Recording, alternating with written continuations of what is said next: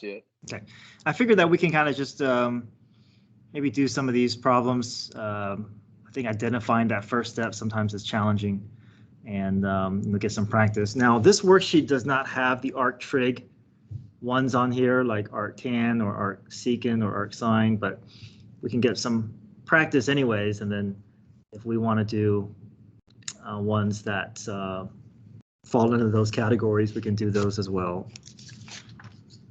Yeah, but I think these are all good ones to help us get some additional practice. Okay. All right, let's start off with number 1 here. 2x cubed minus 4x plus 3 over x minus 2.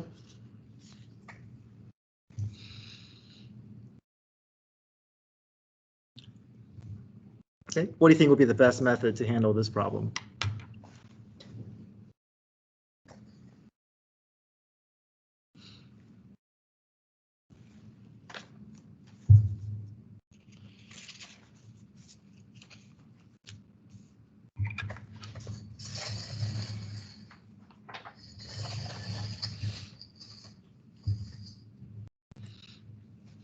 Okay, we go down our checklist. Expansion power rule. We can't really do that, right? Because our denominator has too many terms. It's hard to split up. U substitution, change your variable. Not a great situation if the numerator is higher than denominator. It's not going to be a good fit. Usually that's going to be a better fit if the denominator has a higher degree than the numerator by exactly 1 degree. Okay. Right. What about long division or synthetic division?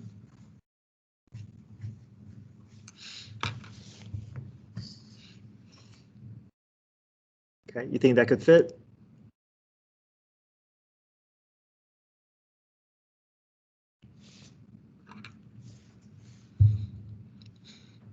Okay, so long division, synthetic division, that is best suited when the numerator has a higher degree than the denominator, or the numerator has the same degree as the denominator. But in this case, that first category fits. Numerator is higher than denominator. Okay, so we can do long division or synthetic division. Can we solve this using synthetic division?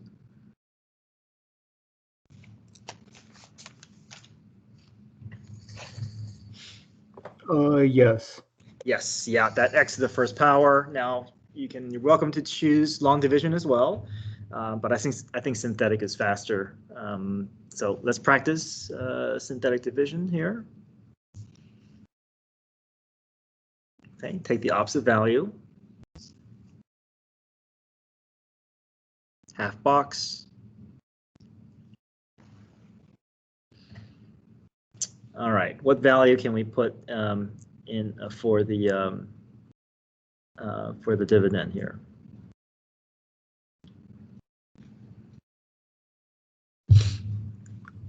Two. Yep, 2 to start. 2 to represent x cubed. What's next? -4. Well, we need a placeholder, right? So we have a column for x cubed. The next column is going to be reserved for what?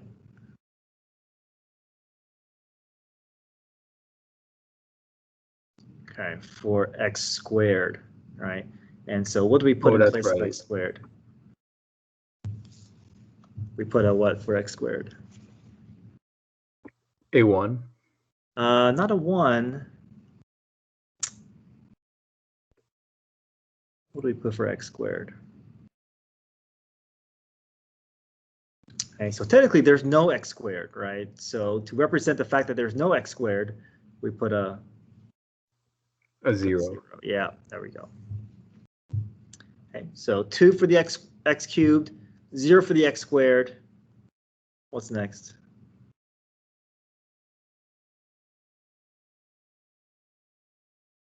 Okay, what goes in for x? -4. Yeah, -4. And then we're finished with the 3, right? Okay, so every degree is represented from the highest to the lowest. Okay, so go through the process here, bring the 2 below, multiply, add, multiply, add, multiply, and add. Okay, we haven't solved the problem, but we are going to make this a little bit easier for integration method purposes. All right, so what exponent do we assign this to that we just brought down? What degree? X squared. Good. So we know we start off with x cubed, but because we're dividing by x to the first power, all these degree will fall by 1. So this will now be x squared, followed by x, followed by a constant. What is this last term going to be? The remainder. The remainder, right? And how do you write the remainder? 11 over x minus 2. Good. So now we have, usually what happens is when you go through long division or synthetic division, you're going to have a bunch of power rule terms. And the last is just going to be a U substitution problem, usually.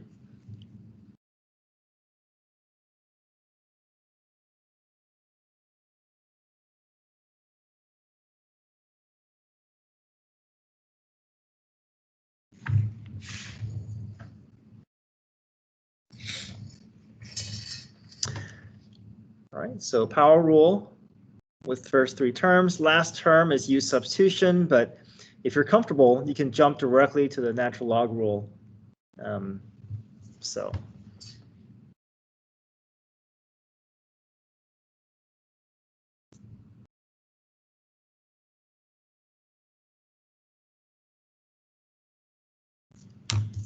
Okay, so technically there's a U substitution going on here with the x minus 2, but that U value is relatively simplistic where it's not going to produce any coefficient that we have to keep track of. So we can jump directly to the, we can imagine that as the U value. It's really just 1 over U du with 11 in front.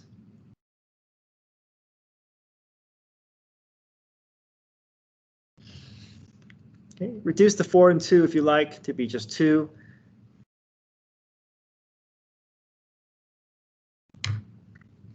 Okay, but here's the full process if you want to see that full process for 11 over x minus 2.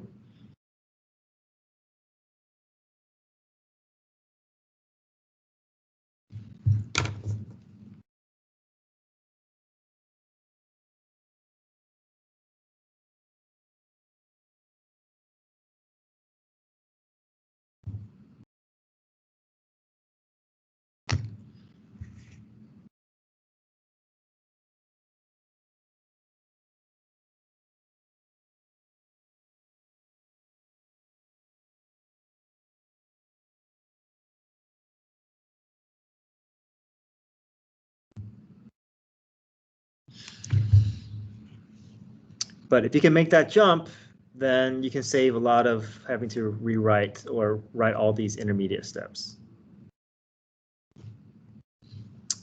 All right, how do you guys feel about synthetic division, long division?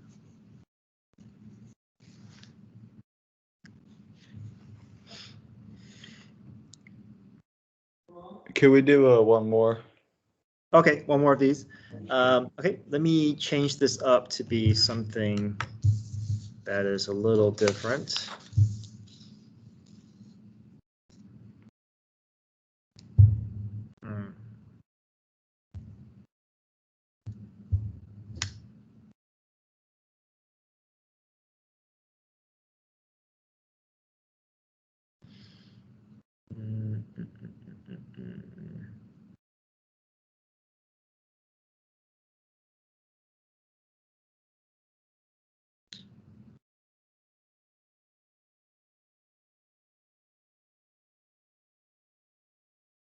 Let me see. I'm trying to see if this works.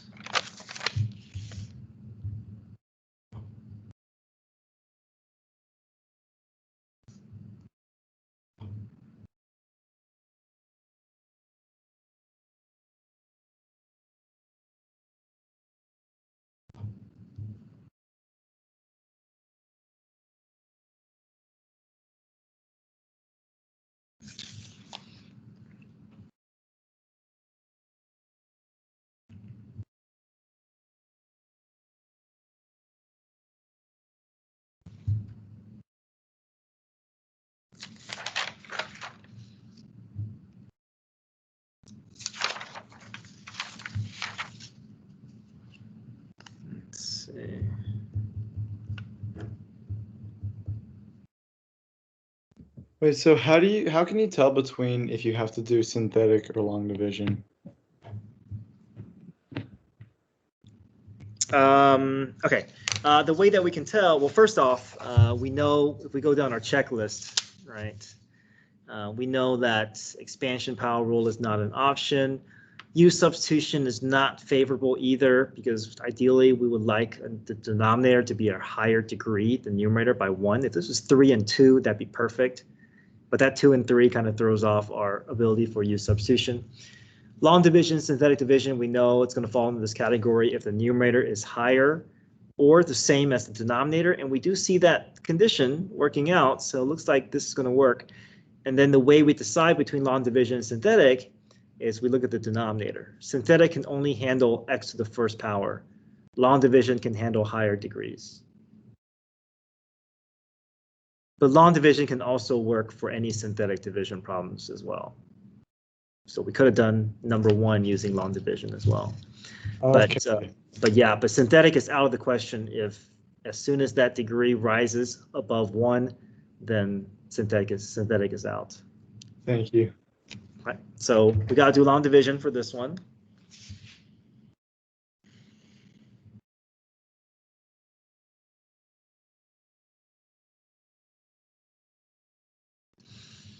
Okay, so we ask ourselves, x squared times what gives us 2x cubed? So we put up here.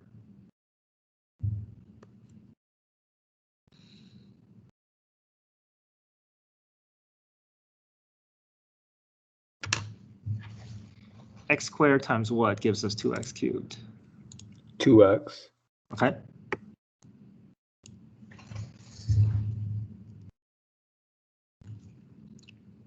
Now, once you have that up here, I think it's good to put a set of parentheses as a reminder that you're going to distribute what you just found through each of the terms. So 2x times x squared gives us 2x cubed, just like what we want. We want our first term to always match perfectly, plus 4x. Right, draw our line, change our signs, and then we're going to add. First term goes away nicely. That negative 4x comes down.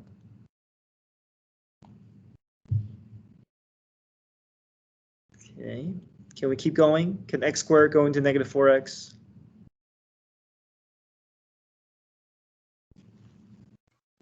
No.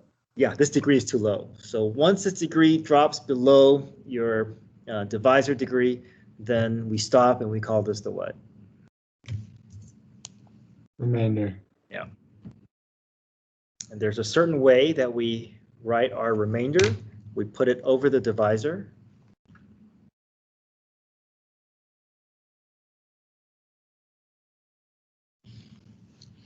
Right. We haven't solved the problem, but we have made it easier to take the integral. We would much rather take the integral here than here. But they're the same, just a different form. So reset 2x minus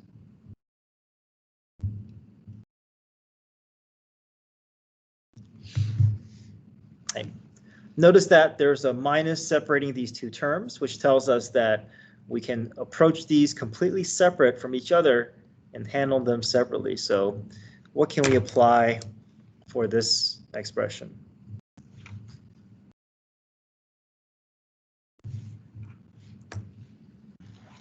Just use what?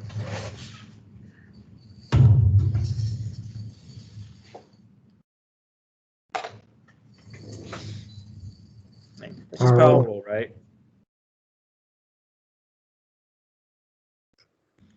Okay. And what do you think we need to do on this side here? What's needed? U substitution. Yeah, this is U substitution. Okay, what could be our U value? X squared plus 2. Yeah. You see how this expression is good for U substitution because that denominator has a degree that's higher than numerator by exactly 1. So we know that that's a good situation. This was not a good situation for U substitution. but now we've transformed it into something that does work. Okay.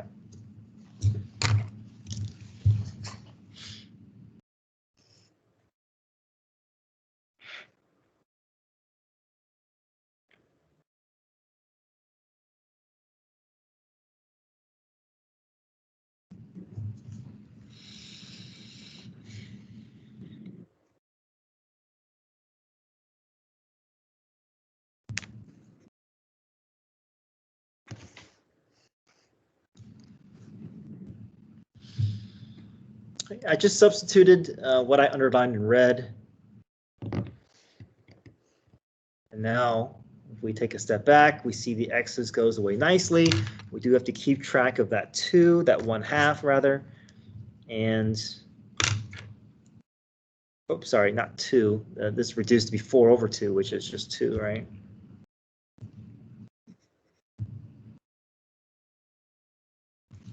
And this just turns into what?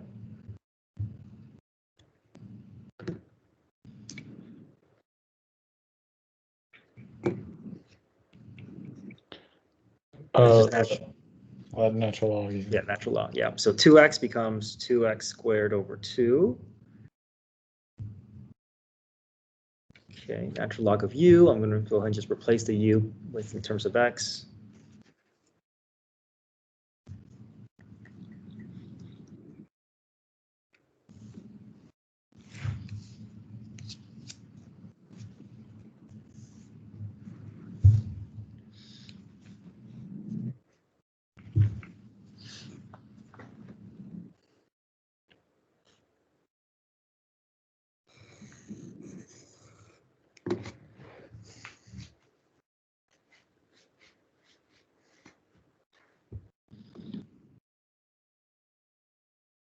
All right, any questions here? Nope. Okay. Now, let's do something here. What if I presented the same problem,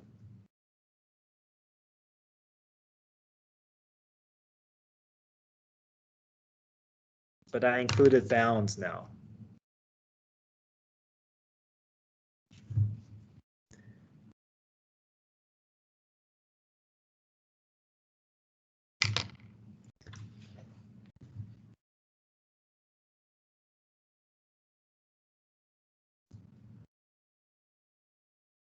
How would we change or add to our problem, to our process?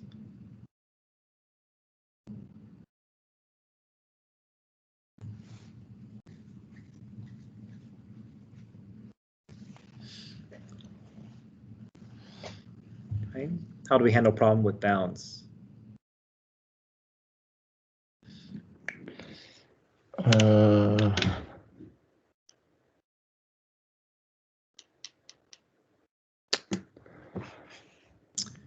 Okay, same process. Okay, same process. We ignore the bounds, we approach it, we get all the way down to this point, and then we can look at the bounds. So it would essentially be the same problem. It's just that we got to do something more with the bounds. So let's say we worked it all the way down to this point. Now we can do what? We found the antiderivative. Now we can plug in the bounds, right? So you have your antiderivative, but when you work in the bounds, the plus c is not going to be part of your answer. So you can drop the plus c.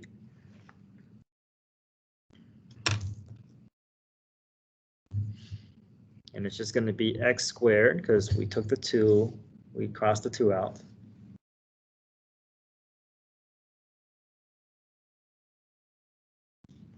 And then we work in the bounds.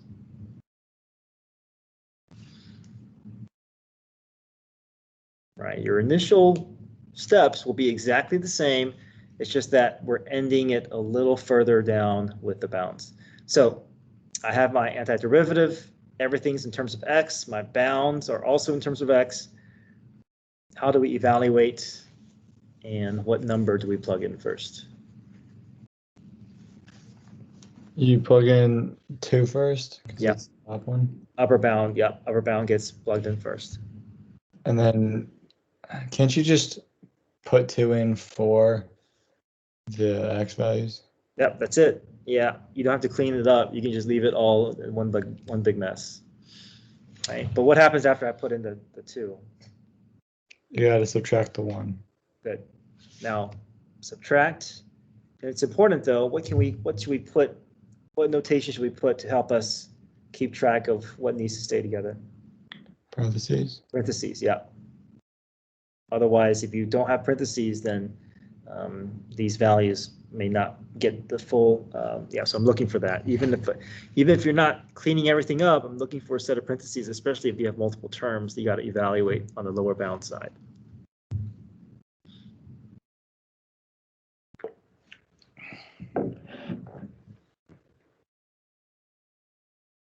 This should be 2 plus 2.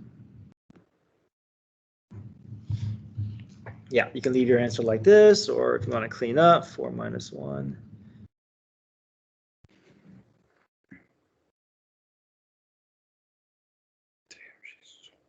Oh, sorry, this should be 4. And then once the variables drop out, you don't need the absolute value. It's not wrong if you, it really doesn't matter. You can have the absolute value or no absolute value. Yeah, but I mean, either is fine.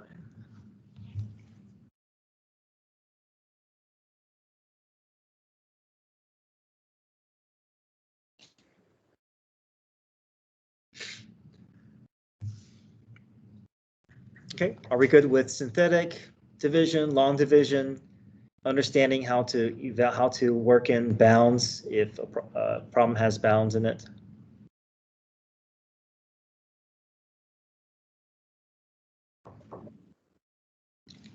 Yeah, so again, basically, it's an added step to your antiderivative. So imagine just covering up the C, putting a bracket with the bounds, and then taking turns plugging the bounds in.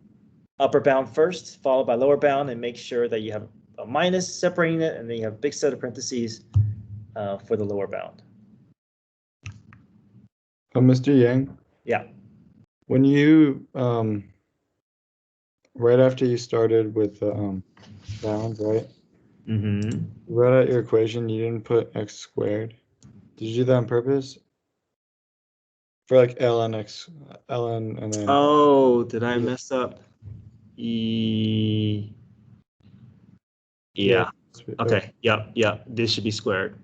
Thanks. I'll change that.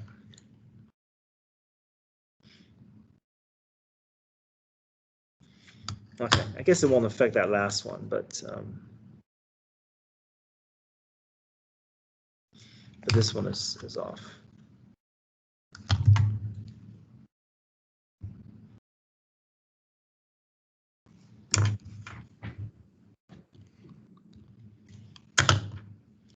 Okay, good catch. Is that what you guys got?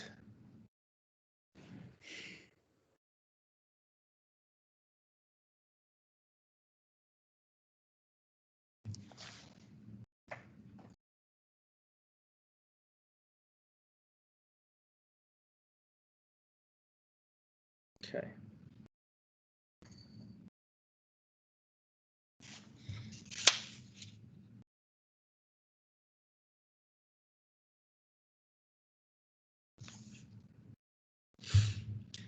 All right. Any questions with these problems like number 1?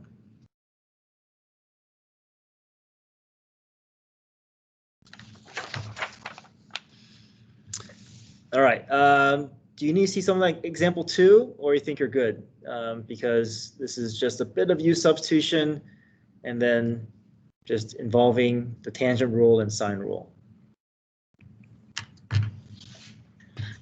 Mr. Yang, for solving that problem, would you split them into 2 separate problems, or would you solve that all as one?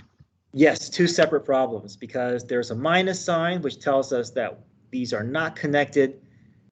Now, if these were multiplied or divided, that's a different story. But as soon as you see a minus or plus, these are now falling under completely separate categories. We can treat them independently, different rules, different U value. You can, if you want, you can put two separate integrals if you'd like.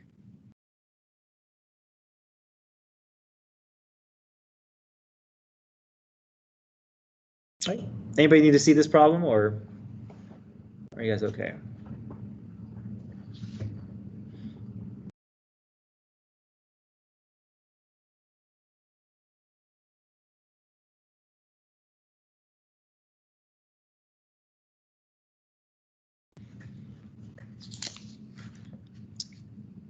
So in that link, I have the key showing all the work, but I think it's also good to maybe just talk briefly about the shortcut method that I like to use.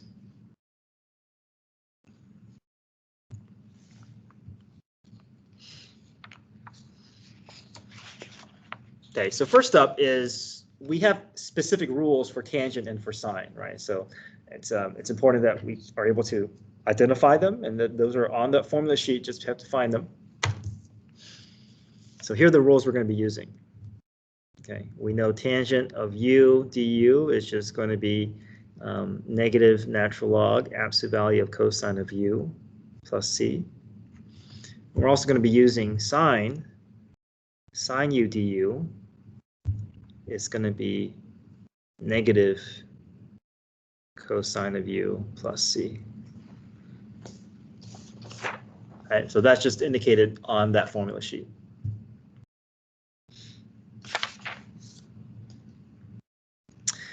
So we can do U substitution, but we can also just rely on this bit of a shortcut. So the shortcut is basically knowing that there's going to be some leftover that's going to be produced out of these U values, but the way that it produces a coefficient is going to be very predictable. Okay, and it's always just going to be the reciprocal of the derivative. That's what's going to come out of this.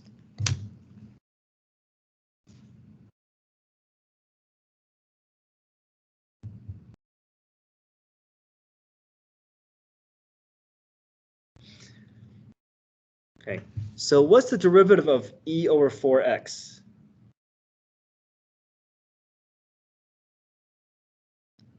I remember e is just a number, so imagine this was like 1/4 x, right?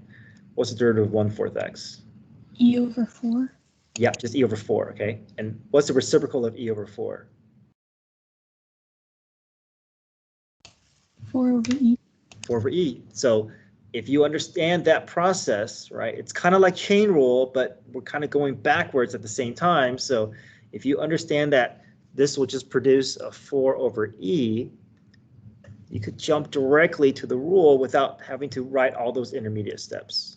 Okay, so we know the 2 is going to have to stay, has to process as part of our answer. The 4 over e is going to be a coefficient that's going to be produced out of this. And then we just follow what the rule says. Okay. Cosine of u, my u value is ex over 4. And we save a little bit of time rather than having to go through the entire U substitution. We just know that there's just that additional thing that's going to come out along with the coefficient. Okay. Same thing here. What's going to be produced from this 5x in the end?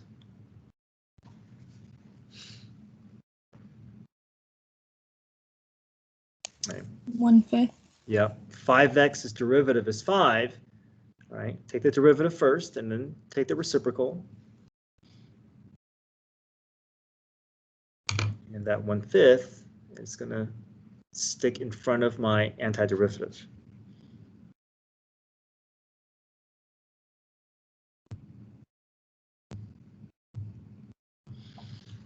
Just merge them together, and obviously we'll just write the plus c once.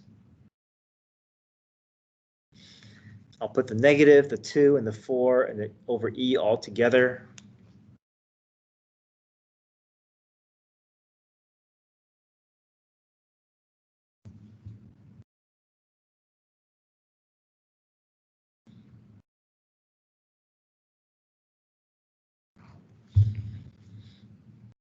Okay, save a little bit of time that way rather than having to go through the whole U substitution step.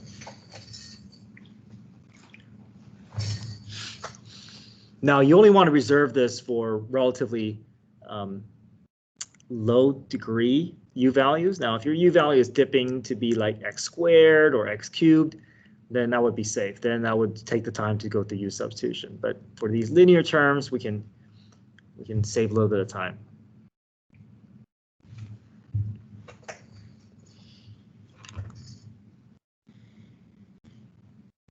Do you mind explaining how you got 4 over e for that? Sure. So let's say we go through the entire U substitution, okay, just to show you what happens here. So I'll pull the 2 out in front.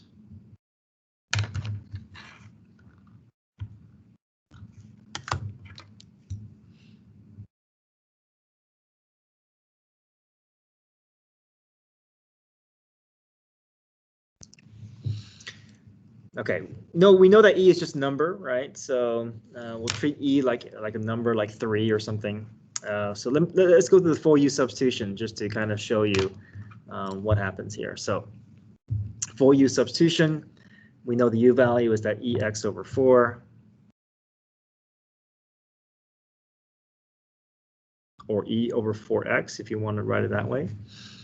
We know the derivative is just e over 4. Cross multiply.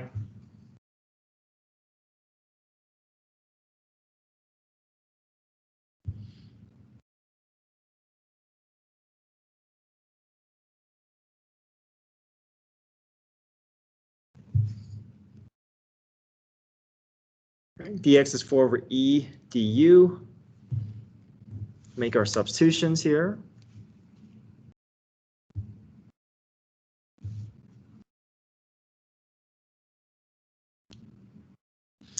Dx gets replaced with 4 over e du. Okay, Nolan, everything makes sense so far? Yeah. Okay.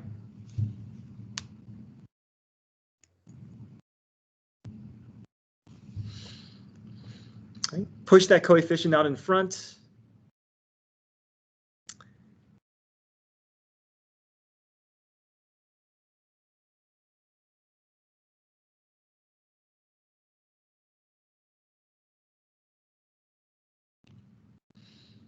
And now apply the rule here. 8 over e is the coefficient. Tangent becomes negative natural log.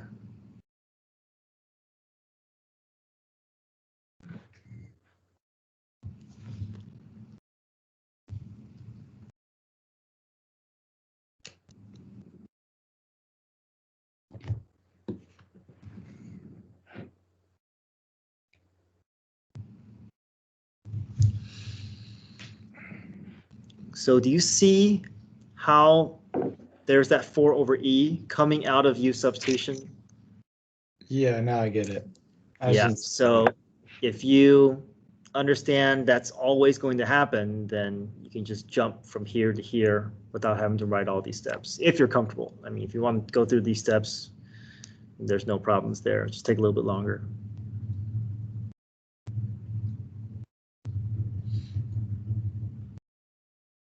All right, any questions with 2?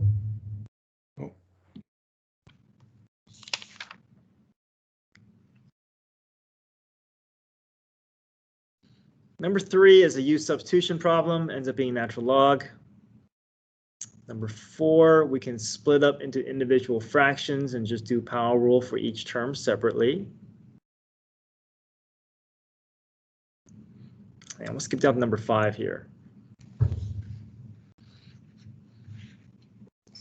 How would you begin to approach number 5?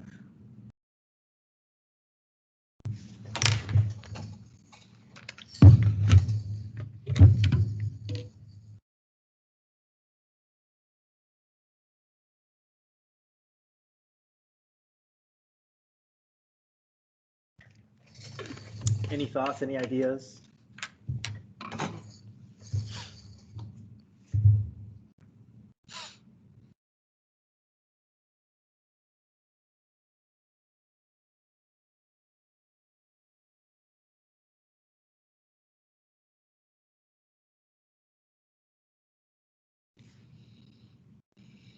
So I only see one term in the denominator, which normally we can bring up and combine, but we see the numerator and denominator aren't the same family of, they don't fall under the same family of functions, so it'll be tough to merge them. So these are kind of separate terms that we're not going to be able to push together. So our next option is U substitution, right? Maybe U substitution can help us get this to be cleaned up into a rule that we can use. So if we want to explore U substitution, is there anything that we can do to begin that process?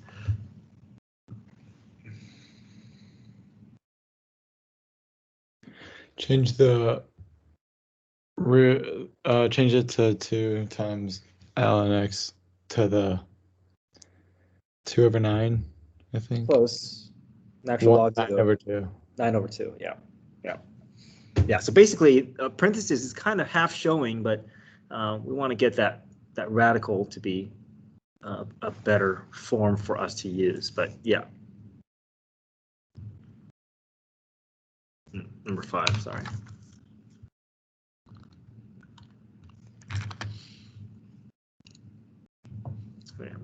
Go ahead and push the 2 and 3 out in front just to kind of get it out of the way. We know it's a coefficient.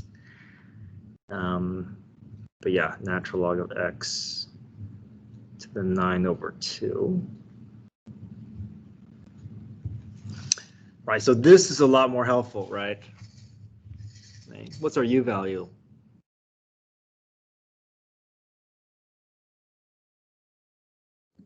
X. That's a little too small, right? Usually we're not going to let the u value to be just x, because then we're not going to do much to simplify our expression. We usually want a u value to be a larger piece than just a direct substitution of a variable. Right. What else could u value be?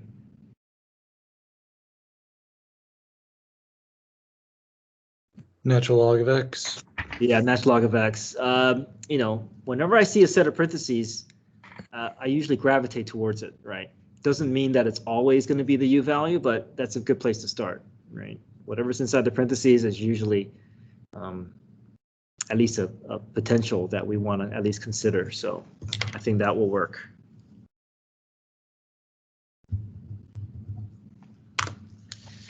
And we're hoping that this x will just take care of itself after U substitution.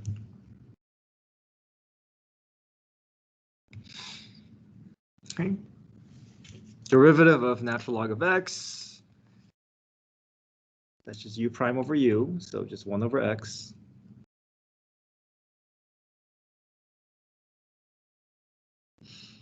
Cross multiply.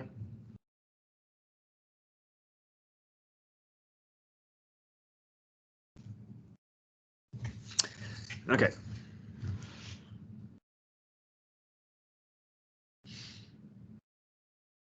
U to the 9/2 over x.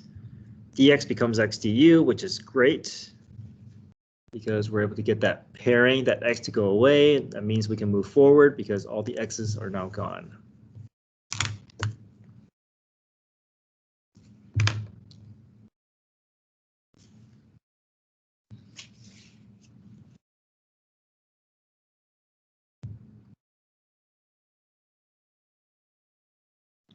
All right, so what can we apply from here?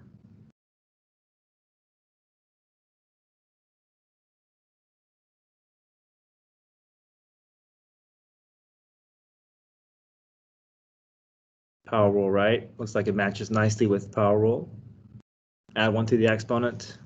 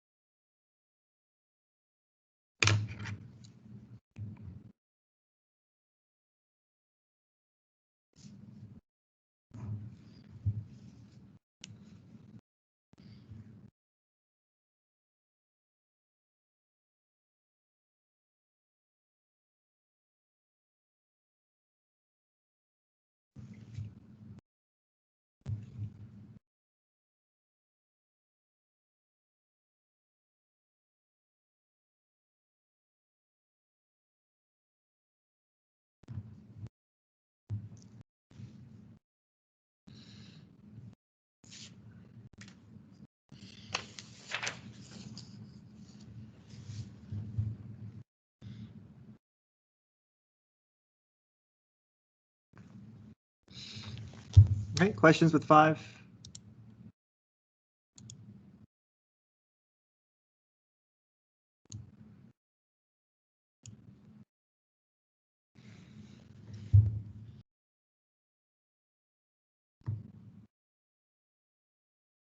All right, I want to do one more. Okay, so let's go to number 6 on the back here.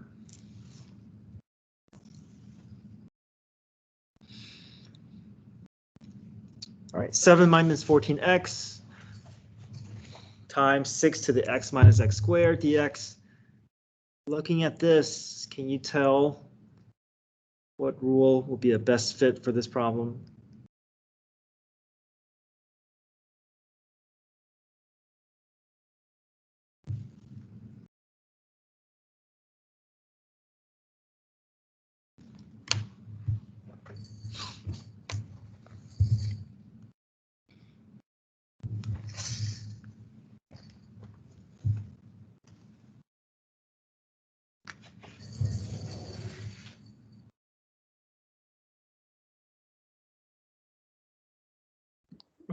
U substitution again? Yes, it is U substitution, but what rule do we want to eventually? The exponential one. Okay, which one though? Oh, sorry. Wait. Do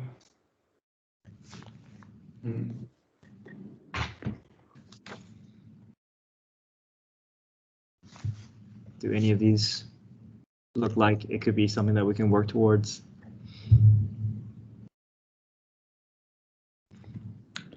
A to the power of a to the u. Yeah, and it's important that we identify what rule that we're targeting. If we know what rule we're targeting, we're going to have much better chances of picking the correct u value, right? So what's our u value going to be? X minus x squared. Yeah.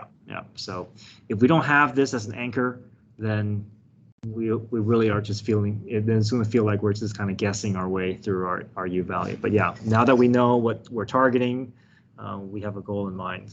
Yeah.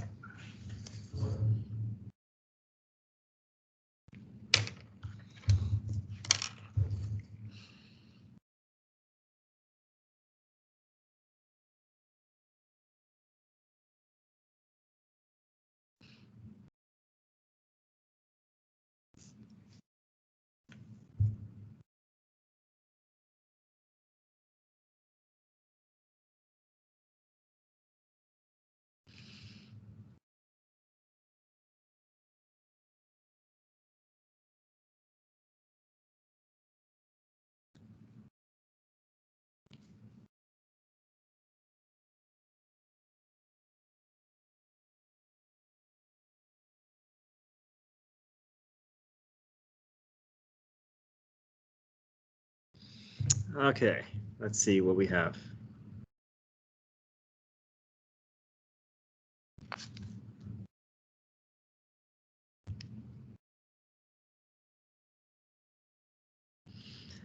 Okay, so we have our rule kind of forming. It's getting closer, but we still gotta do a little bit of housekeeping, right? A little bit of cleanup. What do we see? What do you see we can do? You can cancel out the 2x and the 14x, make it 7x. I think you have part of it, but what can we do so that we can get a perfect match with this 1 minus 2x before we take it out? Factor 7 out of 7 minus 14x. Yeah, let's do that. Some students are able to cancel out and know that there's 2, but I think it's cleaner if you factor a 7 out, then you can kind of visually see exactly what's going to match, what's going to go away, and what's going to be kept. Yeah, good.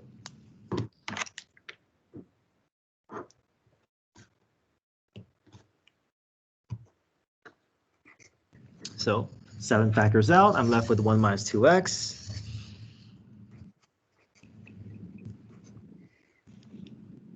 We can cleanly take away the 1 minus 2x. Push the 7 out in front. And now we have a rule that we can use.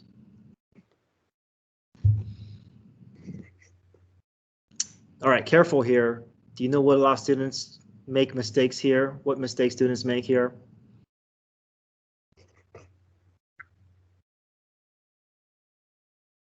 No.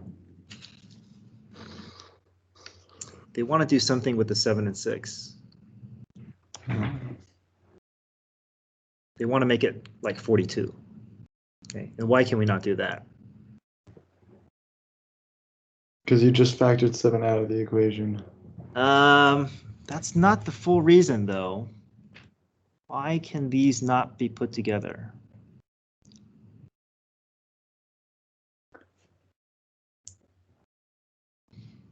I just know you're not supposed to do that. I don't really know why. Yeah, I mean this is not really just a 6, right? It's This is a 6 to the u. 6. Yeah, this is the exponential function. So this 6 is not really an independent 6. This is 6 to the u. So this is not this is not, we don't have the ability to combine these together. Now, if this was 6 raised to another power, we can maybe combine using exponential properties, but the 6 is not really a 6, right? That 6 to the u makes it something different than just a 6, just a constant 6. Yeah, so that's why. Okay, so we gotta leave that 6, 7, and 6 kind of separated from each other. So we follow the rule, keep the 7, jump into my integral rule, 1 over natural log of a, my a value is 6. Times 6 to the u plus c. Do a little bit of cleanup here if you'd like.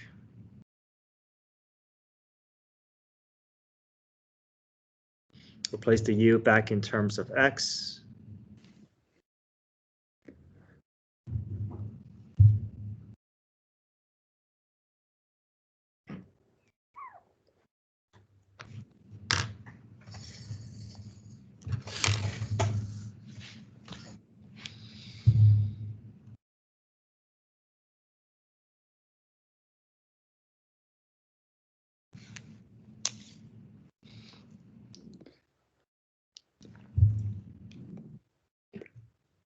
Okay. I have more of these worksheets. If you want more of these worksheets, let me know. I can send you links to more of these types of problems, but hopefully you've seen enough to feel comfortable with these types of problems.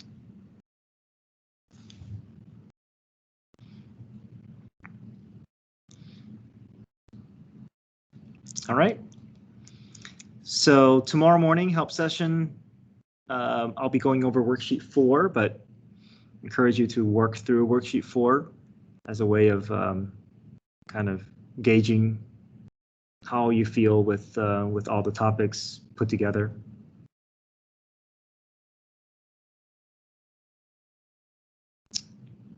All right, any other questions?